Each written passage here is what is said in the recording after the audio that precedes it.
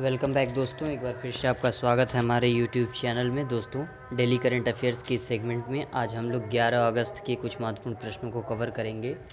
तो आइए शुरू करते हैं, देखते हैं आज के क्या महत्वपूर्ण प्रश्न हैं।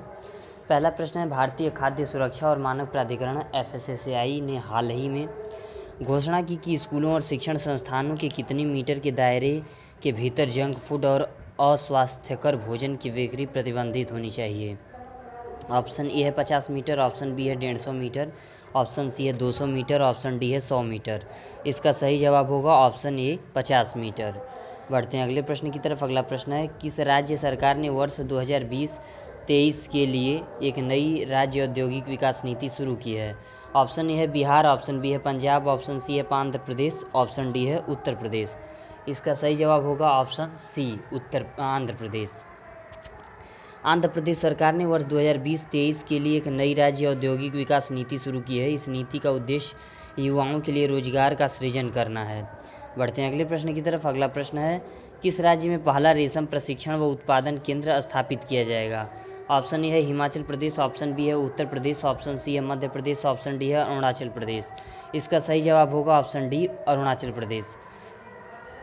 खाद्य और ग्रामोद्योग आयोग ने अरुणाचल प्रदेश राज्य में रेशम के प्रशिक्षण उत्पादन केंद्र की स्थापना का निर्णय लिया है। इस केंद्र को सितंबर 2020 के पहले सप्ताह में लॉन्च किया जाएगा। बढ़ते हैं अगले प्रश्न की तरफ। अगला प्रश्न है, निम्न में से कौन सा देश कोरोना वायरस की पहली वैक्सीन का रजिस्ट्रेशन कराने के लिए 12 अगस्त को तैयार है। ऑप्शन ए है चीन, ऑप्शन बी है नेपाल, ऑप्शन सी है रूस, ऑप्शन डी है जापान। इसका सही जवाब होगा ऑप्शन सी रूस। रूस कोरोना वायरस की पहली वैक्सीन का रजिस्ट्रेशन कराने के लिए 12 अगस्त को तैयार है। रूस के उप स्वास्थ्य मंत्री ओलेग ग्रिडनेव ने यह घोषणा किया कि यह वैक्सीन गामालेया शोध संस्थान और रूस के रक्षा मंत्रालय के संयुक्त तत्वाधान में तैयार हुई है। वैक्सीन के चिकित्सा परीक्षणों की शुरुआत 18 जून को हुई और इसमें 38 लोग शामिल हुए। उन सभी में प्रतिरोधक क्षमता विकसित हो गई है। पहले समूह को 15 जुलाई को छुट्टी दी गई, जबकि दूसरे को 20 जुलाई को छुट्टी दी गई। बढ़ते हैं अगले प्रश्न की तरफ। अगला प्रश्न है, किस देश के प्रधानमंत्री हसन दियाब ने हाल ही में इस्तीफे की घोषणा की है। ऑप्शन ए है लेबनान, ऑप्शन बी है ईरान, ऑप्शन सी है इराक, ऑप्शन डी है जापान। इसका सही जवाब होगा ऑप्शन ए लेबनान। लेबनान की राजधानी बेरूत में शक्तिशाली धमाके के बाद लोगों की मांग के आगे झुकते हुए प्रधानमंत्री हसन दियाब ने इस्तीफे की घोषणा की है। लेबनान के राष्ट्रपति माइकल आउन ने प्रधानमंत्री समेत पूरी सरकार का इस्तीफा स्वीकार कर लिया है। बढ़ते हैं अगले प्रश्न की तरफ। अगला प्रश्न है, विश्व आदिवासी दिवस निम्न में से किस दिन मनाया जाता है। ऑप्शन ए है 9 अगस्त, ऑप्शन बी है 15 जुलाई, ऑप्शन सी है 10 जनवरी, ऑप्शन डी है 12 मार्च। इसका सही जवाब होगा ऑप्शन ए 9 अगस्त। प्रत्येक वर्ष 9 अगस्त को विश्व आदिवासी दिवस वर्ल्ड ट्राइबल डे मनाया जाता है। इस वर्ष विश्व आदिवासी दिवस की थीम कोविड-19 और स्वदेशी लोगों का लचीलापन, कोविड-19 एंड इंडिजीनियस पीपल रिसाइलेंस है। विश्व आदिवासी दिवस का उद्देश्य विश्व की देशज आबादी के अधिकारों को बढ़ावा देना एवं उनकी रक्षा करना है। यह दिवस संयुक्त राष्ट्र की घोषणा के अनुसार वर्ष 1994 से प्रत्येक वर्ष 9 अगस्त को मनाया जाता है। बढ़ते हैं अगले प्रश्न की तरफ। अगला प्रश्न है, विश्व जैविक ईंधन दिवस निम्न में से किस दिन मनाया जाता है। ऑप्शन ए है 10 जनवरी, ऑप्शन बी है 10 अगस्त, ऑप्शन सी है 12 मार्च, ऑप्शन डी है 25 अप्रैल। इसका सही जवाब होगा ऑप्शन बी 10 अगस्त। विश्व जैविक ईंधन दिवस प्रत्येक साल 10 अगस्त को मनाया जाता है। विश्व जैविक ईंधन दिवस प्रतिवर्ष जैव खनिज तेल की उपयोगिता के संबंध में जागरूकता के लिए मनाया जाता है। जैव ईंधन नवीकरणीय, प्राकृतिक रूप से नष्ट होने वाला, बायोडिग्रेडेबल तथा पर्यावरण के अनुकूल होते हैं। इस दिन वर्ष 1893 में सर रुडल्फ डीजल इंजन के आविष्कारक ने पहली बार मैकेनिकल इंजन का परीक्षण सफलतापूर्वक किया था। बढ़ते हैं अगले प्रश्न की तरफ। अगला प्रश्न है, हाल ही में भारतीय प्रधानमंत्री के द्वारा अंडमान और निकोबार द्वीप समूह के लिए किस परियोजना का उद्घाटन किया गया है। ऑप्शन ए है सबमरीन केबल कनेक्टिविटी परियोजना, ऑप्शन बी है हीराकुंड बांध परियोजना, ऑप्शन सी है पोचामपात परियोजना, ऑप्शन डी है मालप्रभा परियोजना। इसका सही जवाब होगा option A submarine cable connectivity परियोजना। प्रधानमंत्री के अनुसार अंडमान और निकोबार द्वीप समूह अपने सामरिक महत्व के कारण समुद्री और स्टार्टअप हब के रूप में विकसित होने जा रहा है और इसके लिए सरकार ने इस प्रकार के विकास पहलों पर प्रकाश डाला है। यह पोर्ट ब्लेयर को Swaraj Dweep, little Andaman Car Nicobar, Kamorta, great Nicobar, long island और रंगत से जोड़ेगी। इस पहल से इन क्षेत्रों में पर्यटन को भी बढ़ावा मिलेगा, जिससे रोजगार सृजन में वृद्धि होगी। बढ़ते हैं अगले प्रश्न की तरफ। अगला प्रश्न है, प्रधानमंत्री नरेंद्र मोदी के अनुसार ग्रेट निकोबार द्वीप में कितने करोड़ रुपए की लागत से ट्रांसशिपमेंट पोर्ट का निर्माण की योजना है? ऑप्शन ए है 20,000 करोड़ रुपए, ऑप्शन ए है 20,000 करोड़ रुपए, ऑप्शन बी है 10,000 करोड़ रुपए, ऑप्शन सी है 15,000 करोड़ रुपए, ऑप्शन डी है 12,000 करोड़ रुपए। इसका सही जवाब होगा ऑप्शन बी 10,000 करोड़ रुपए। बढ़ते हैं अगले प्रश्न की तरफ। अगला प्रश्न है, किस राज्य ने इंदिरा वन मितान योजना के शुभारंभ की घोषणा की है? ऑप्शन ए है बिहार, ऑप्शन बी है पंजाब, ऑप्शन सी है छत्तीसगढ़, ऑप्शन डी है राजस्थान। इसका सही जवाब होगा ऑप्शन सी छत्तीसगढ़। छत्तीसगढ़ के मुख्यमंत्री भूपेश बघेल ने स्वदेशी लोगों के अंतर्राष्ट्रीय दिवस की पूर्व संध्या पर इंदिरा वन मितान योजना के शुभारंभ की घोषणा की। यह छत्तीसगढ़ के वनवासियों का समर्थन करने और आत्मनिर्भरता हासिल करने की पहल है। इस योजना का उद्देश्य छत्तीसगढ़ के अनुसूचित क्षेत्रों के 19 लाख परिवारों को स्वरोजगार के अवसर उपलब्ध कराना है।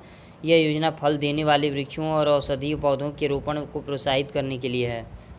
बढ़ते हैं अगले प्रश्न की तरफ।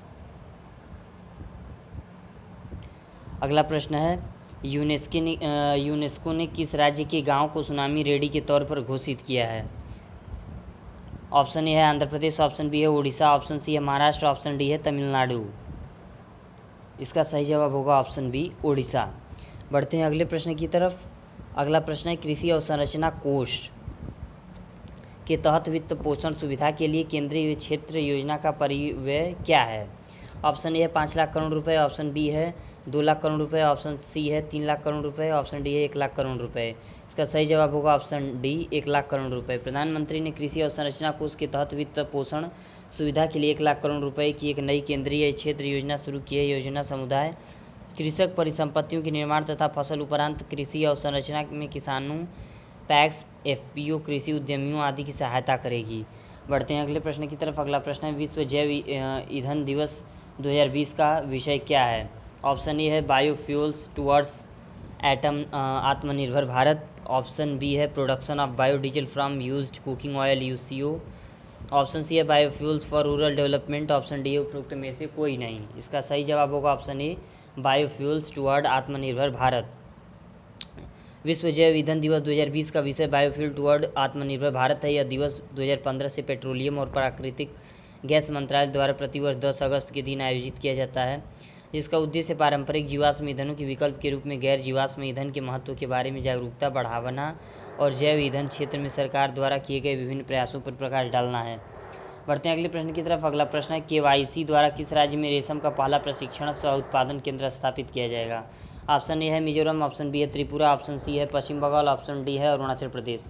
इसका सही जवाब होगा ऑप्शन डी अरुणाचल प्रदेश। बढ़ते हैं अगले प्रश्न की तरफ। अगला प्रश्न है, किस अंतरिक्ष एजेंसी ने स्टारलिंक उपग्रहों का पहला बैच लॉन्च किया है? ऑप्शन ए है ब्लू ओरिजिन, ऑप्शन बी है स्पेसएक्स, ऑप्शन सी है सियरा निवेदा निगम, ऑप्शन डी है नासा।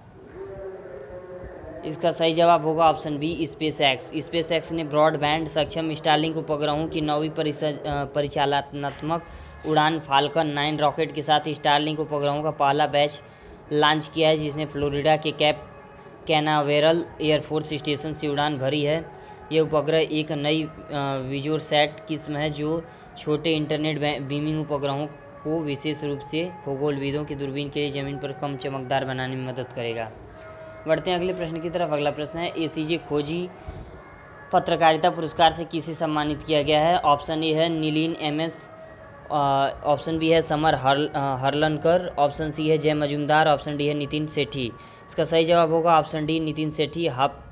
हफिंगटन पोस्ट इंडिया के नितिन सेठी को उनकी 6 भाग वाली श्रृंखला, जिसका शीर्षक चुनावी बांड पर पैसा पॉलिटिक्स है, के लिए ACJ Asian college of journalism खोजी पत्रकारिता पुरस्कार सम्मानित किया गया है। उन्हें पुरस्कार राशि में 2 लाख रुपए के पुरस्कार के साथ एक ट्रॉफी और प्रशस्ति पत्र से सम्मानित किया गया है। बढ़ते हैं अगले प्रश्न की तरफ। अगला प्रश्न है, किस कंपनी ने 1 डिस्ट्रिक्ट 1 प्रोडक्ट योजना के लिए उत्तर प्रदेश सरकार के साथ एक समझौता ज्ञापन पर हस्ताक्षर किए हैं? ऑप्शन ए है अमेजन, ऑप्शन बी है फ्लिपकार्ट, ऑप्शन सी है ईबे, ऑप्शन डी है स्नैपडील। इसका सही जवाब होगा option B Flipkart. E commerce company Flipkart ने शिल्पकारों, बुनकरों और कारीगरों को कारोबार में लाने के उद्देश्य से वन डिस्ट्रिक्ट वन प्रोडक्ट योजना के लिए उत्तर प्रदेश सरकार के साथ एक समझौता ज्ञापन हस्ताक्षर किए हैं। बढ़ते हैं अगले प्रश्न की तरफ। अगला प्रश्न है, किस भारतीय संगठन निम्न और मध्यम आय देशों के लिए कोविड-19 टीकों के उत्पादन में तेजी लाने के उद्देश्य से गावी के साथ भागीदारी की है? Option A Serum Institute of India, option B है बायोकॉन, ऑप्शन सी है फाइजर, ऑप्शन डी है सन फार्मा। इसका सही जवाब होगा option A Serum Institute of India. बढ़ते हैं अगले प्रश्न की तरफ। अगला प्रश्न है, खाद्य और पोषण पर संयुक्त अनुसंधान करने के लिए किस संगठन ने FSSAI के साथ एक समझौता ज्ञापन पर हस्ताक्षर किए हैं? ऑप्शन ए भारतीय खाद्य प्रसंस्करण प्रौद्योगिकी संस्थान, ऑप्शन बी है रक्षा खाद्य अनुसंधान प्रयोगशाला, ऑप्शन सी है वैज्ञानिक और औद्योगिक अनुसंधान परिषद, ऑप्शन डी है रक्षा बायो इंजीनियरिंग इलेक्ट्रो मेडिकल प्रयोगशाला। इसका सही जवाब होगा ऑप्शन सी वैज्ञानिक और औद्योगिक अनुसंधान परिषद। दोस्तों ये वीडियो यहीं समाप्त होती है। वीडियो कैसी लगी कमेंट बॉक्स में ज़रूर बताएं। वीडियो पसंद आई हो तो लाइक करें, शेयर करें, सब्सक्राइब करें। धन्यवाद।